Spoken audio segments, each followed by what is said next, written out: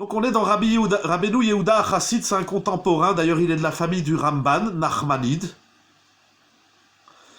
Un livre très intéressant, et j'ai trouvé la question au Siman Tav Kouf Memtet du Sefer Chassidim. Donc on est il y a à peu près 800 ans en arrière. Et regardez ce qu'il écrit. Upeamim timtsa shenisim naasu la reshaim kemo la tzadikim. Il va encore plus loin. Il dit, tu vas voir dans la Torah, dans le Tanakh, que des fois, Kadosh Baruch Hu,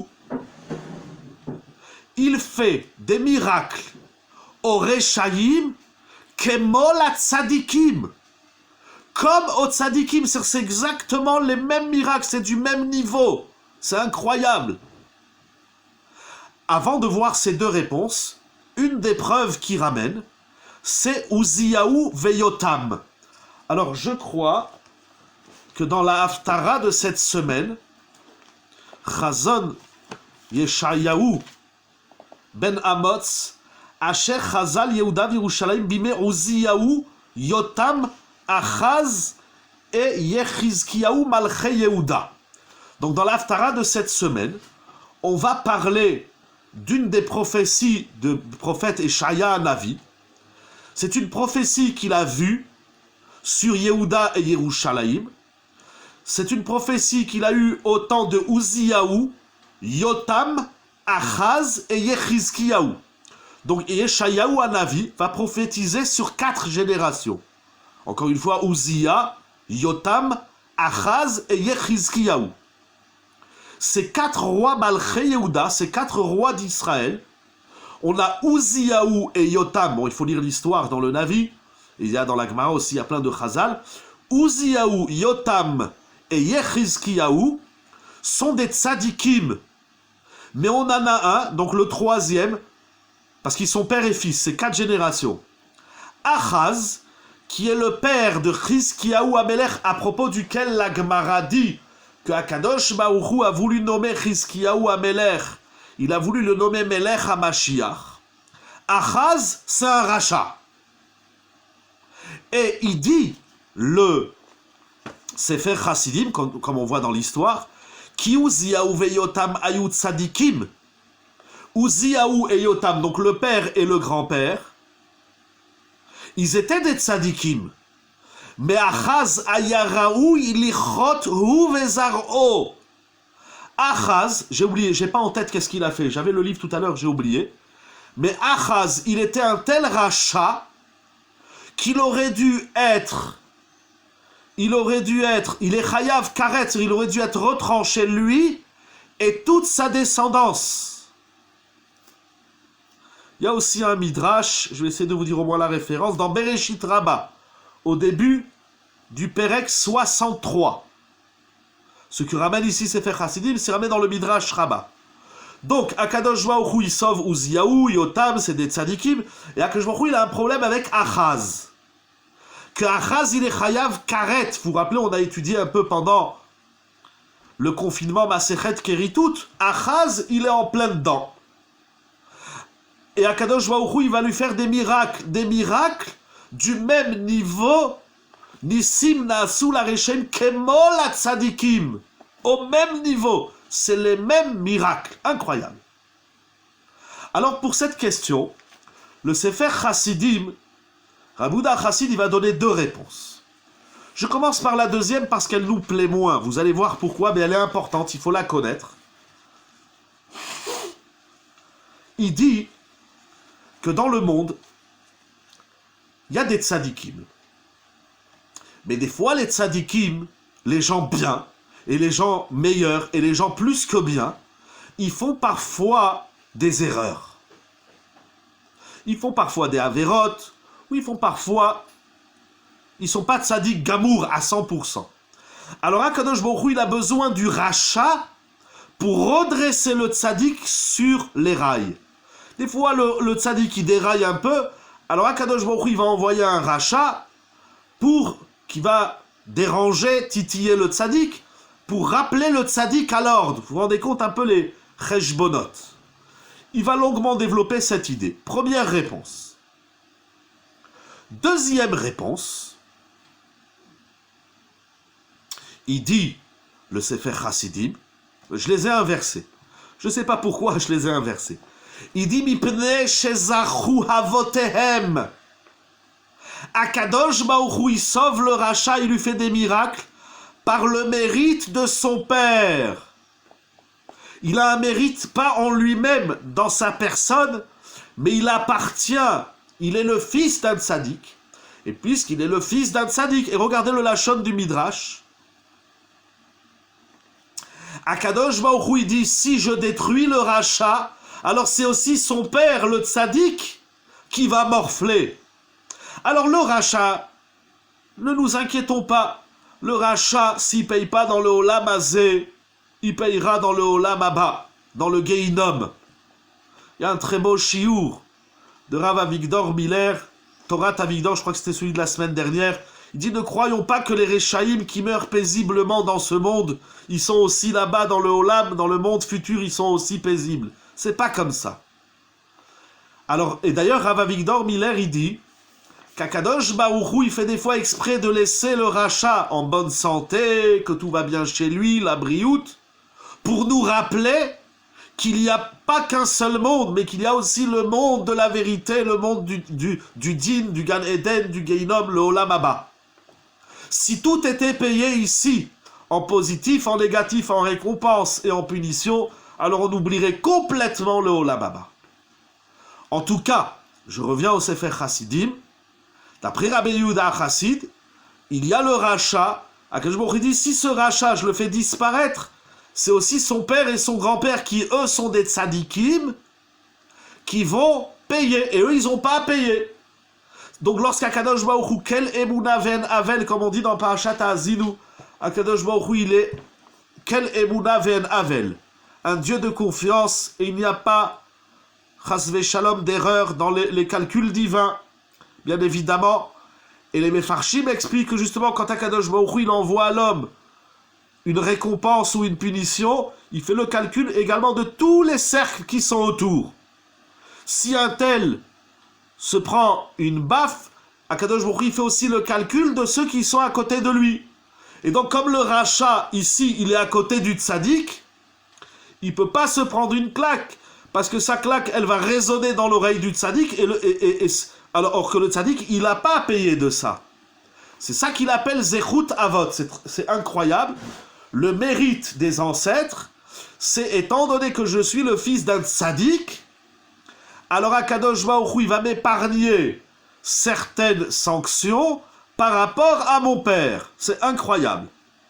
Ça, c'est le Sefer Chassidim. Mais j'ai trouvé quelque chose d'intéressant qui va compléter le Sefer Chassidim. C'est ramené dans mes Tivta, donc dans l'histoire que nous avons dit au début du Chiour, donc de cet homme qui s'est vu avec cette transformation physique à tel point qu'il a pu allaiter son enfant.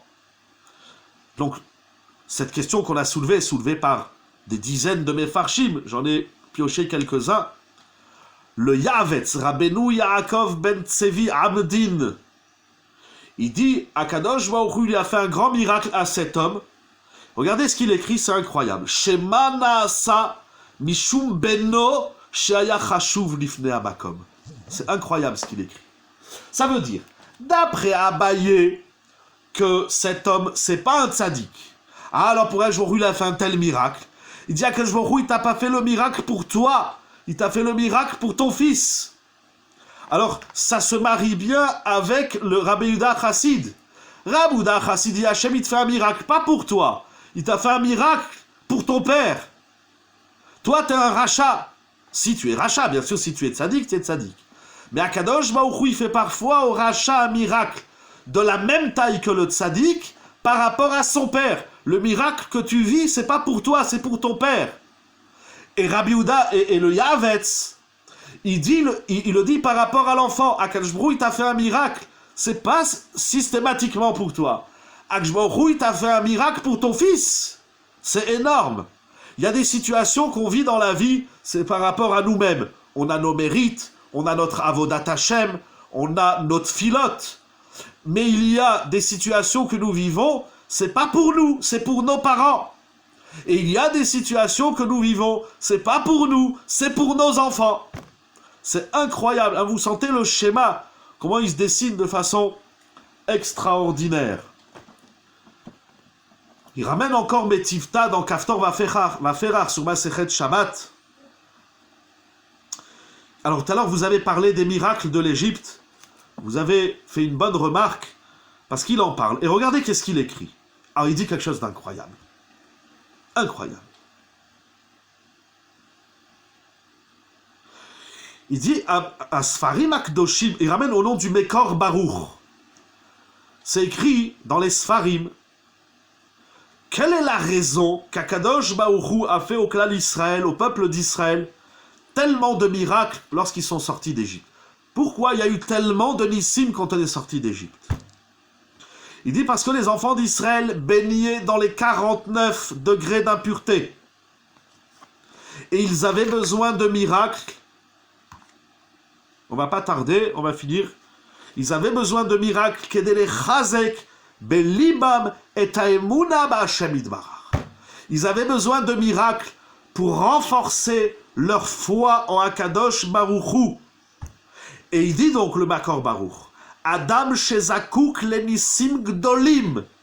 Si l'homme a besoin que Hachem lui fasse des grands miracles, c'est un signe qu'il n'est pas parfait dans sa foi en Akadosh Baruch Hu. Et comme ça, il explique l'opinion de Abaye. Il y a ici quelque chose d'incroyable. Soyons honnêtes. Soyons honnêtes. Si au début du shiur, j'ai parlé des situations dans la vie où Akadosh Baruch Hu ne nous fait pas des miracles. On a la jalousie de celui qui a des miracles. On pense qu'on est plus tzaddik, on ne comprend pas pourquoi le rachat il vit des miracles. On a également peut-être un sentiment d'injustice. Le Makor Baruch, il nous fait réfléchir inversement. Qu'est-ce qui se passe dans ta vie, dans ta tête, dans ton être, lorsque Hachem il t'envoie un miracle? Comment tu analyses la chose? Eh bien souvent on l'analyse, on dit si Hachem il me fait un miracle, c'est que je suis méritant, je suis fort, je suis un tzaddik, j'ai plein de mérites. Le Makor Baruch ramène au nom des Sfarim Akdoshim, qui disent que si tu étais fort dans la Emouna, alors tu n'aurais pas eu besoin du miracle. Ça veut dire quoi? Ça veut dire qu'en vérité, le miracle, il a un enjeu. Et posons-nous la question, vous savez, on a tous eu l'occasion, déjà dans sa propre vie, de vivre des petits, des moyens, des grands miracles. Et on connaît autour de nous des gens qui ont connu des miracles.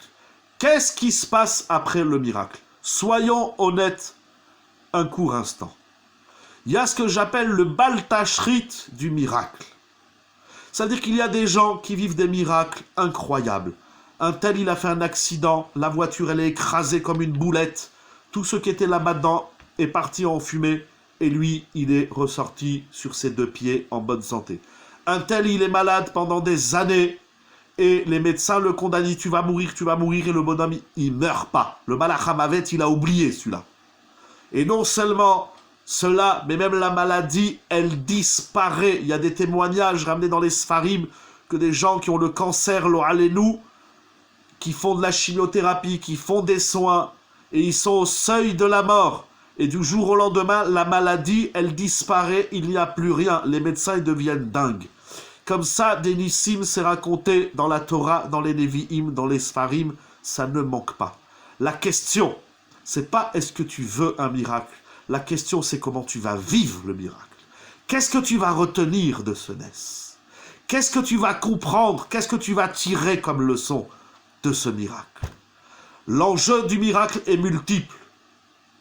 Je vais finir avec la réponse de Rav Meshulam David, avec une petite réponse personnelle. Mais il faut réfléchir à tout ça. Des fois, on vit des situations, on dit, ce qui m'arrive là, c'est un NES. Soyons honnêtes, c'est un miracle. Très bien, tu as vécu un miracle. Quelle est la définition du miracle? C'est une très grande question. Le Maharal, il a écrit dans Gvurot Hashem, déjà 2 introductions au Gvurot Hashem. Il explique longuement c'est quoi les nissim, mais je vais vous dire un mot du Ramban pour répondre à votre question. D'abord, le miracle, c'est quelque chose qui ne rentre pas dans l'ordre de la nature, des lois naturelles. Bien sûr, il y a 50 ans, les gens y mouraient d'une grippe. Aujourd'hui, une petite piqûre, aujourd'hui encore, il y a des gens, alléluia, qui meurent d'une grippe, mais une petite piqûre ou bien un peu d'antibiotiques, paf, c'est parti. Aujourd'hui, c'est vivre avec, malgré la grippe ou une autre maladie, c'est plus un miracle, c'est rentrer dans l'ordre des choses. Mais une phrase très importante du Ramban, le Ramban, il dit en vérité, il n'y a pas de différence entre les lois de la nature et les lois surnaturelles. Tout est miracle, il dit le Ramban. Akol nes mi Hashem. Tout est miracle. Mais malgré tout, on le voit bien dans notre vie. Lorsque, je ne veux pas donner des exemples, chacun dans sa vie, des fois on le dit, la machine elle marche plus par exemple. 10 fois vous avez appuyé sur le bouton, la machine à laver elle marche plus.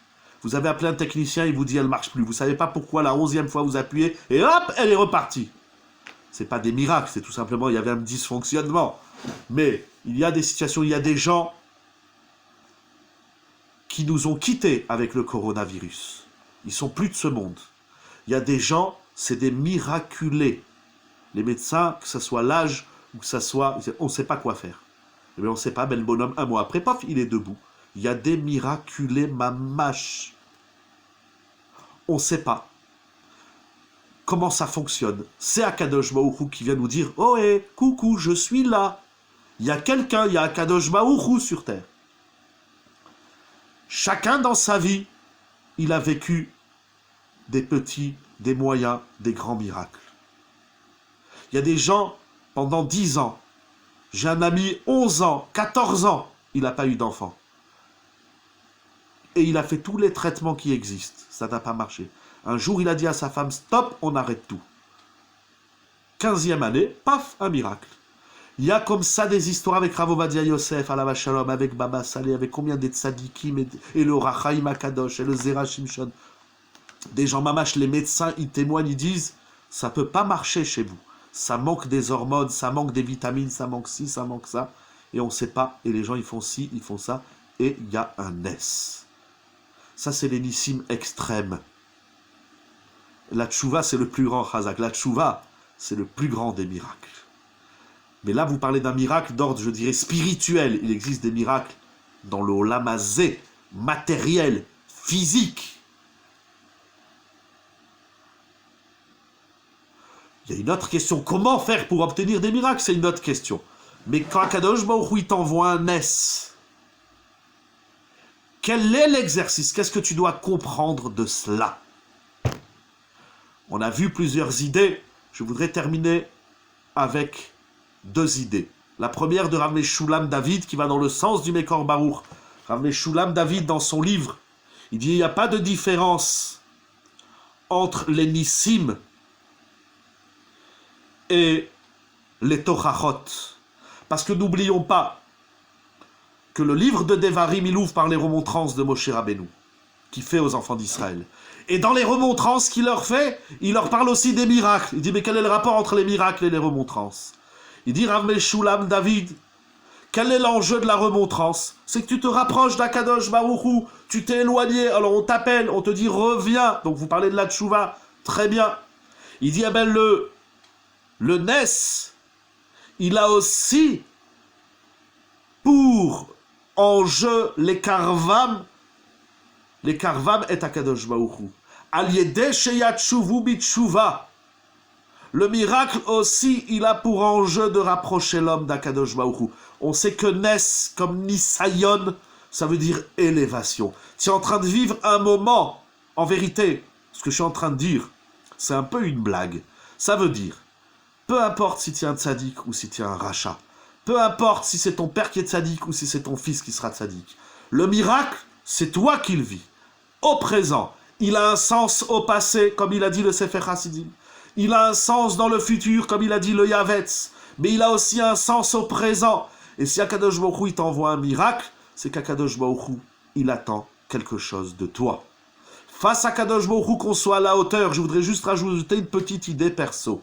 Dans toute cette sougia du miracle qu'Akadosh Baruch Hu, il fait au Rechaim. Regardez, si on relit bien les psukim, si je retrouve mon chumash, si on relit bien les psukim, il y a quelque chose d'incroyable. C'est vrai, on a désobéi à Akadosh Baruch Hu. Encore une fois, malheureusement. C'est vrai, on a désobéi à Moshe Rabbeinu. Encore une fois, malheureusement. Et les verbes de la Torah sont très violents. Velo shematem. Moshe Rabbeinu, il leur dit, vous ne m'avez pas écouté. Vatamru et pi Hashem. Vous avez désobéi à la voix divine. Vatazidou. Et vous avez agi en connaissance de cause. Donc c'est très grave. Quand on fait une tochacha à quelqu'un, lorsqu'on fait une remontrance, lorsqu'on critique, lorsqu'on condamne, et l'autre, il entend, ici le clan Israël, il écoute la voix de Moshe Rabbeinu. Écouter une tochacha, c'est encore plus dur que de faire tchouva. Et c'est encore un plus grand miracle. Lorsque quelqu'un dans la vie te dit, mais ce que tu fais, c'est pas bien.